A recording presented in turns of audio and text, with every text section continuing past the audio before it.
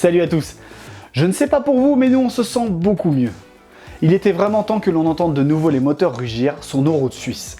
Alors pour fêter ce superbe week-end rallye du Chablais, le récap se consacre à ce rendez-vous que l'on attendait depuis près de 2 ans.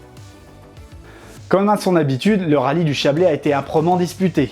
Ça a bataillé dans toutes les catégories et le spectacle a été au rendez-vous.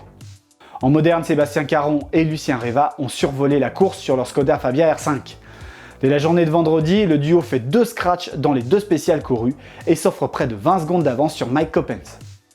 Le samedi, on pourrait presque dire bis repetita pour le pilote de Vétro, qui malgré une lutte intense avec ses poursuivants, s'offre le rallye de main de maître. Les VHC et en particulier les BMW E30 nous ont offert un spectacle à couper le souffle. Le vendredi a vu la domination de Marc Valizioni et Frédéric Rossi qui s'offrent 3 des 4 spéciales. Mais c'est samedi qu'arrive le tournant du rallye, lorsque les leaders de la veille abandonnent sur soucis mécaniques.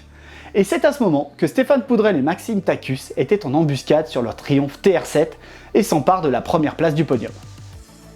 On termine avec la Clio Suisse Trophy qui a aussi tenu toutes ses promesses avec une bataille de tous les instants. La victoire revient à David Erard et Sarah Junot qui ont su garder leur sang-froid sur tout le rallye.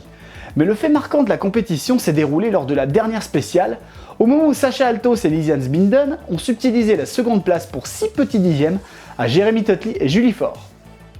En trophée Michelin Suisse, la victoire revient à l'équipage français Walter Rincourt sur leur Clio R3T.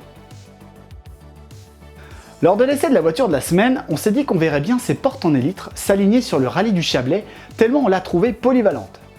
Mais les chances de voir la McLaren GT être développée pour le rallye restent quand même très faibles.